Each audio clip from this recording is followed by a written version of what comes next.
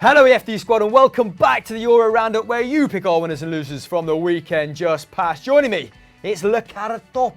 It's Joseph Tomlinson. Funnily enough, just did winners and losers together, so what can you do? If you watch that as well, comment double trouble in the comments below. Want to really separate the men from the boys. That's sexist, isn't it? We might have female watchers as well. So the fans from the ultras is what I meant.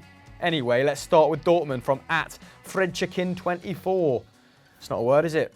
No, it isn't. But Dortmund did get their first derby victory over Schalke since 2015 at the weekend, coming out 2-1 victors away from home thanks to a lovely Jadon the Beast Sancho strike. A real fast start to the game. Delaney opened the scoring after just 7 minutes. That's the earliest derby goal since '99, and it was Dortmund's 10th set-piece goal of the season. Nastasic having a bit of a nightmare and playing everybody on side. Miles. They love a set-piece goal. Only Augsburg with 11 have scored more than them this season. They've scored 23% of their goals from set plays, and Delaney ended up being the man of the match in this one too, causing havoc in midfield. 4 tackles, 3 interceptions. There are some doubts over his technique, but what you cannot argue with is he has one hell of an engine in there. Yeah, Pato wasn't a fan of this signing, was he? He wasn't a fan, but when you're putting numbers up like this,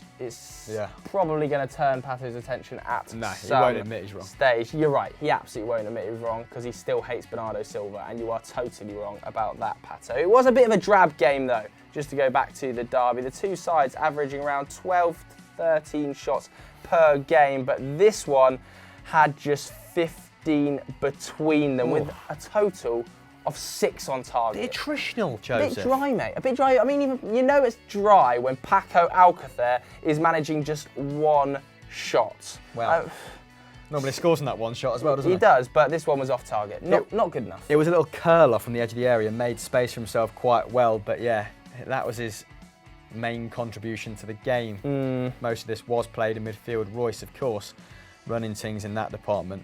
Thankfully, though, the rest of the attacking cast around Baco were on form in this game. Royce made his 150th BVB appearance on the day and grabbed an assist. No Dortmund player has made more assists since Opta records began in Germany. When he's fit, that guy is always the fulcrum of the side, isn't he? And now he's a little bit older and he's got more experience. He really looks like the father figure. Yeah. Put an arm around Jadon Sancho. Brought him on, no end. Now, Raf Guerreiro, who came on into the right wing spot, showing how tactically versatile he is, of course, played left back and central midfield, set up Sancho and hit the woodwork too. So he made a telling contribution from the bench, and probably a player of his quality shouldn't be on the bench, arguably. But I don't know how he's performing the rest of the games. Dortmund fans, let me know, should he be on his bottom come the start of the game? Let me know in the comments below. However, Jadon Sancho will take all the headlines, netting the winner in the 75th minute to get his 6th bully goal. Hadn't contributed to a goal in 4 or 5 games before this, so going through somewhat of a barren spell considering his normal output, but it was a well-taken goal to boot, wasn't it? He just shifted it onto his... Well, he just shifted his body to face the goal, and then no one could catch up with him after. He turned the Schalke back line into Terracotta Warriors, mate. It was absolutely embarrassing, but he's lightning, isn't he? And in the process, he became the youngest ever Dortmund player to reach this tally. Now, the result keeps Dortmund top of the table. This was going to be, I mean, Lucien Favre, this was them really answering one of the sterner tests that's thrown at them in German football. A big, emotional derby with a young team.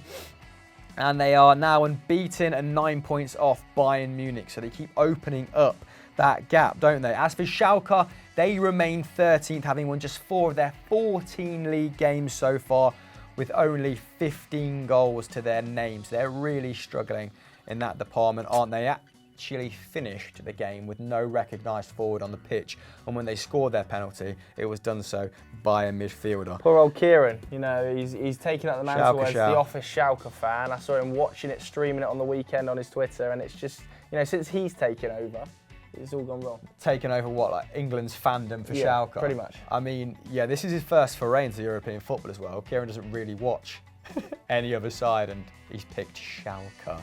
Now, despite the fact that expected points would have them 6.7 points better off, which is good enough for 7th place at the minute in the Bundesliga, Tedesco now finds himself under real pressure, even though he led them to 2nd in the league last campaign, which I'm sure Schalke fans were enthralled with, but the brand of football he did secure it with, a little bit boring maybe. No one really grabbing the balls by the horn. Bull by the horn, not multiple bulls. That'd be quite a task, wouldn't it? Bullfighting, terrible. Really, I think we should round this section up with an anti-bullfighting stance. Actually, tradition. Get a grip. Grey Chally sent in our first loser of the weekend, Roma. Yeah, their sunny trip to Sardinia didn't go according to plan, did it, Eusebio Di Francesco's men? Ultimately drawing 2-2 with 9-man Gagliari. Now, it started well enough for the Giallorossi as Brian Cristante drilled home the opener from the edge of the area, and he's contributed to 4 goals now in 18 games from that deep lying position in midfield. He's been one of their standout performers in recent weeks, at least in the games that I've caught, of course, after signing from Atalanta. And they went in at the break 2-0 up after Kolarov deflected free kick, gave him his 2nd goal in as many games. Still a goal threat is old Silver Fox Kolarov. Now, it took until the 84th minute for Gagliari to conversely find the net when Moldovan midfielder Arta Ayanita bundled home from a corner. And should I know more about him? Is he one to watch? Moldovan Footballer of the Year, mate. Let us know in the comments below, was he? Yeah. Get in there, what a ledge. Then some bizarre scenes unfolded after that. So Robin Olsen, Roma's goalkeeper, was left in a heap after he collided with Cagliari's Paolo Ferrogo. Both going for the ball, nothing nasty as far as eyes saw.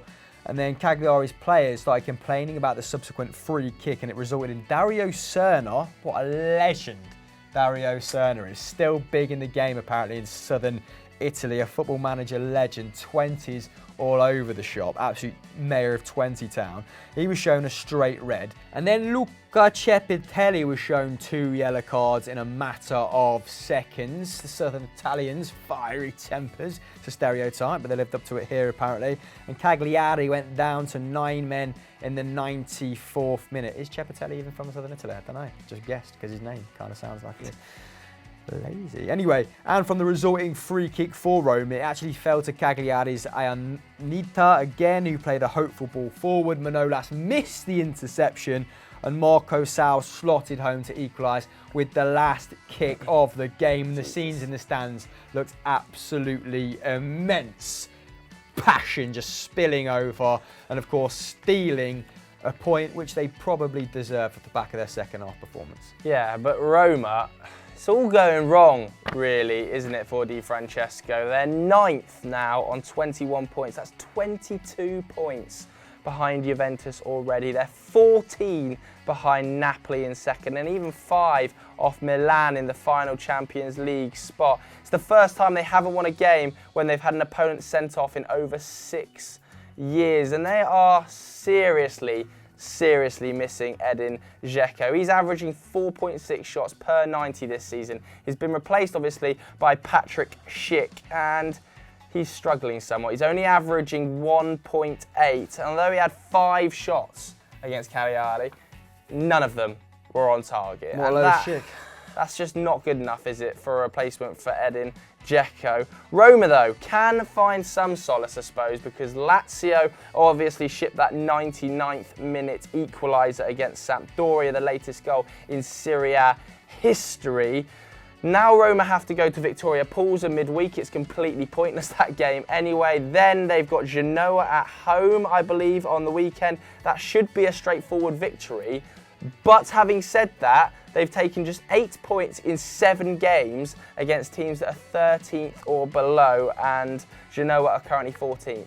So this could be yet another banana skin fixture for Roma. It's just not good enough from Di Francesco. He's obviously hurting from no Edin Dzeko, but come on, put a run together.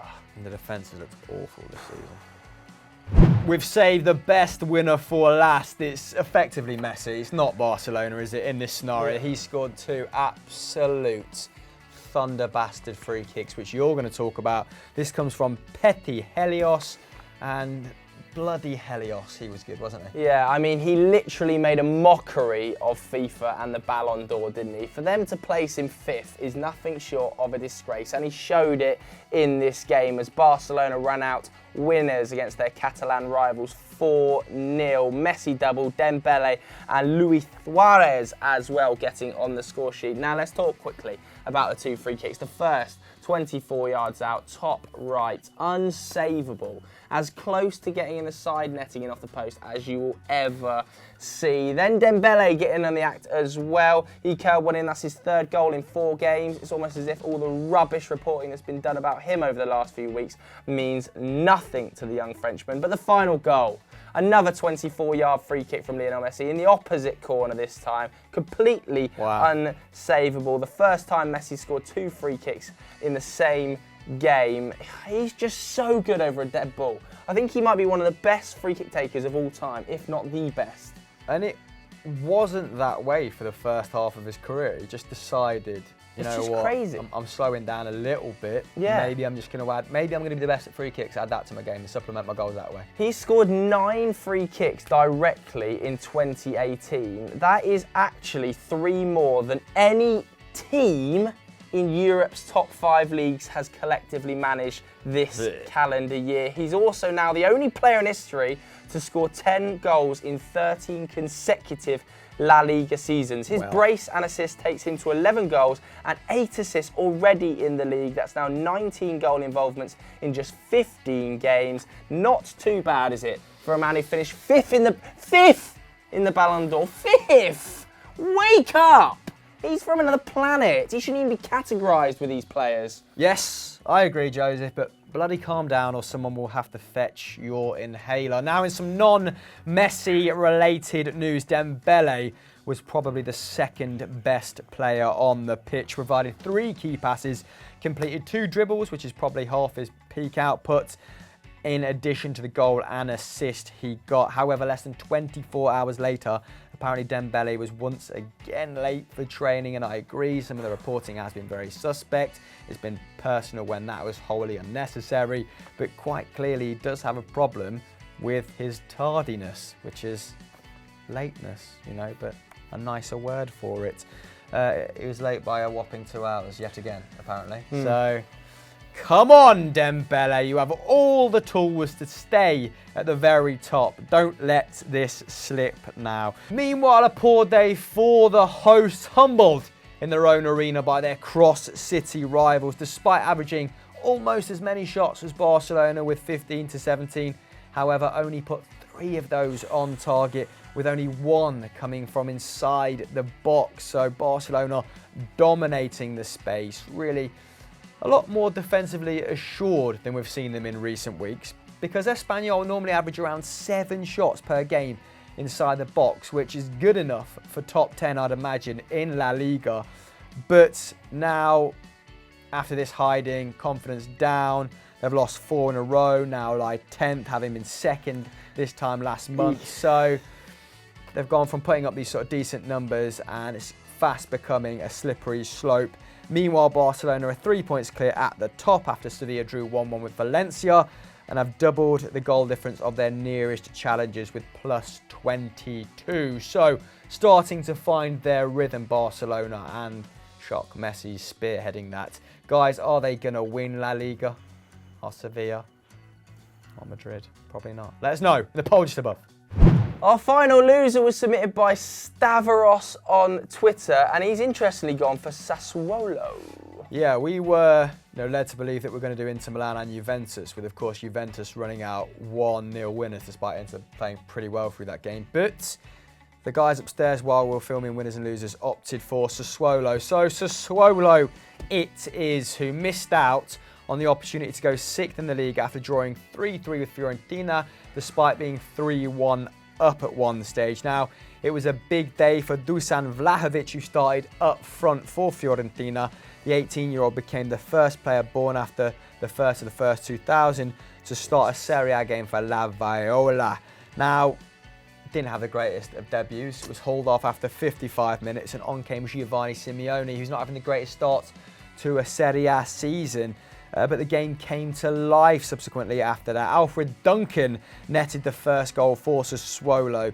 I mean, he sounds very British, doesn't he? With Babacar and Sensi netting the follow-up goals, but Simeone managed to score his first goal in 876 minutes, I believe, to bring Fiorentina back into it, and then the comeback was on, Joseph. Yeah, then the game really went up a notch. Fiorentina went on an absolute tear. They took 9 shots in the final 15 minutes. It was an onslaught. Sassuolo in that same time period managed just 1. Marco Benassi, who's been in fine form this season, managed to pull another goal back, making it 3-2. That is, I think, his 6th in the league, his best ever Serie A tally. He was having a great game as well. I believe he made 3 tackles and took 5 shots, so all over the place. And then just before the final whistle, the 95th minute, up popped ex-Everton player Kevin Mirallas, levelled the game 3-3, his first of the campaign. And this was an all-round great match. There was feistiness left, right, and centre. There was goals. There was 9 yellow cards, a red for both sides. And it means that Fiorentina are winless in their last 8 league matches. Their longest run in Serie A since 2002. Considering as well that there are just 3 points between 6th and 12th. And Sassuolo were hoping to recreate their historic 6th place finish in 2016. Results kind of need to improve pronto for them. Although we have to say this was a banging game, 3-3. Inter versus Juve, you know, probably should have gone for that one. To round off the show then, we have our star of the week, and this comes from Ancelotti Madness. Thank you for getting your suggestions in. Of course, we send out the tweet for this on Sundays, so make sure you're keeping an eye out on it for future shows. And this time it's Fayouzi Goulam completing the show. He's come back from injury and it's like he was never gone, Joseph. Yes, Napoli, obviously that 4-0 victory at the weekend put them 6 points clear of 3rd place. But we are here to talk about Goulam. You'll remember him, we love him. But he had that horrible knee injury, didn't he? Ruptured his ACL and he cracked his kneecap. A 6-month absence, only returning to the bench obviously for the final 3 games of last season. Now he was meant to leave on a free in this summer, the summer just gone, but instead Napoli decided they were going to give him a new contract until 2022. A real show of faith despite the fact he had that serious knee injury, fending off interest from the likes of Manchester United in the process, and he's finally back in action. It's so good to see. Yeah, of course, he's come back maybe a little bit earlier than anticipated from that knee surgery. It's taken him 9 weeks to recover in total, and after finally getting on the field again, he's produced 2 assists for Arkadiusz Milik to help Napoli on their way to what was ultimately an easy victory. He created 5 chances on the day. That's how much they've missed this guy down that left-hand side. And at the Partnop, his 2.3 expected goals, 1.55 came from Goulam's key passes and shots. So good. I guarantee Insigne was delighted that he was lining up next to this bloke again. Those two linked up brilliantly last campaign down that left-hand side. A tally of 0 tackles and interceptions for the left-back showed that it was easy street for him in this return. Pretty much the perfect game to be reintroduced to the side. Napoli having 67% of the possession and 22 shots to the minnows, 8 in this game. Let's hope he can continue this form and regain that shine that saw him linked with half of Europe's elite clubs last campaign.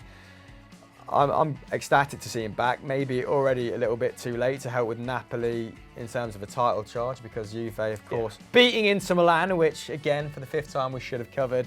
But I'm sure Ancelotti will be delighted and he might help them secure 2nd place for the 3rd year in a running. Guys, that is the end of the show. Let's just go straight into the end board. Joe, if people have enjoyed this and winners and losers, then they should hashtag FD Ultras at us on Twitter with a screenshot of this. And then also they should watch We Need to Talk on Fridays, where I talked about Manchester United fans, in particular Andy Tate. Yeah, we're going to go and get a couple of coffees now. As you can tell, a little bit flat. 2 shows, first thing. So long.